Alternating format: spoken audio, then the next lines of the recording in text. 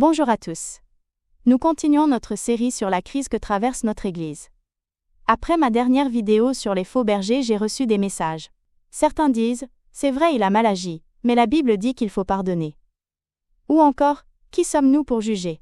Laissons Dieu faire et pardonnons. Je comprends cette réaction. En tant que chrétien, le pardon est au cœur de notre foi. Mais, attention, il y a une confusion terrible qui profite aux abuseurs.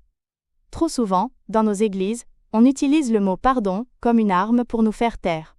On nous dit, si tu ne passes pas à autre chose, c'est que tu manques d'amour.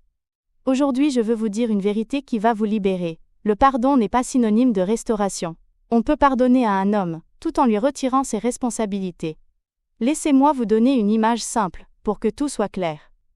Imaginez un chauffeur de bus scolaire. Un jour, on découvre que ce chauffeur conduit en état d'ivresse. Il met la vie des enfants en danger. Si ce chauffeur vient s'excuser en pleurant, que devons-nous faire? En tant que chrétiens, nous devons lui pardonner. Nous ne devons pas nourrir de haine contre lui. Nous prions pour sa guérison. C'est ça, le pardon. C'est l'attitude de notre cœur. Mais, est-ce que nous lui redonnons les clés du bus le lendemain matin? Absolument pas. Pourquoi? Parce qu'il a brisé la confiance. Parce que notre devoir est de protéger les enfants. Pardonner, c'est libérer le passé. Rétablir la confiance, c'est garantir l'avenir. Avec le pasteur Caleb et le comité, c'est la même chose. Nous ne voulons pas leur mal. Nous pouvons pardonner les blessures, les mots durs, les menaces. Mais parce qu'ils conduisent l'Église en état d'ivresse spirituelle, parce qu'ils abusent de leur pouvoir, nous ne pouvons plus leur laisser le volant.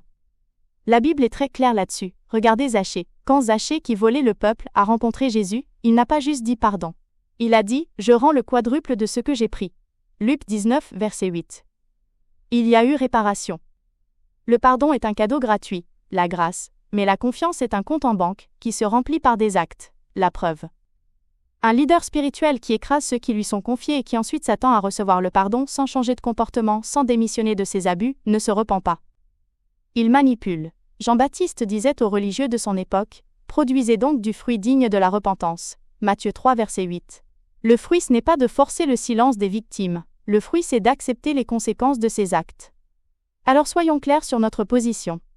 Refuser que le pasteur Caleb continue de diriger cette assemblée de cette manière, ce n'est pas de la méchanceté. Ce n'est pas un manque de pardon. C'est un acte de responsabilité. Nous refusons d'être complices. Si nous savons qu'un berger bat les brebis et que nous le laissons faire au nom du pardon, alors c'est nous qui devrons rendre des comptes à Dieu pour les brebis blessées. Nous pardonnons à l'homme, mais nous devons destituer le système toxique qu'il a mis en place. C'est pourquoi nous avons la responsabilité sacrée d'ôter le mauvais levain du milieu de nous. Nous devons trouver les moyens de débarrasser nos églises de ces bergers qui se paissent eux-mêmes. Cela commence à genoux, dans la prière, pour demander le discernement et la justice divine. Mais cela se poursuit debout, face aux hommes. Nous devons oser porter plainte pour briser la loi du silence qui protège les loups. Enfin, nous devons exercer une sainte résistance, en refusant de collaborer. Participer au projet d'un leader corrompu, c'est se rendre complice de ses œuvres. Retirons notre soutien pour que seule la volonté de Dieu prévale dans son sanctuaire.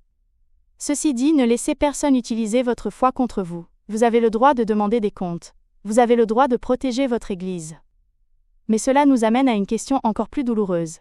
Comment en sommes-nous arrivés là? Pourquoi avons-nous accepté l'inacceptable pendant si longtemps? Est-ce que, sans le vouloir, nous avons contribué à créer ce monstre? Dans la prochaine et dernière vidéo de cette série, nous oserons nous regarder dans le miroir. Nous parlerons du danger de l'idolâtrie des leaders et de notre responsabilité collective.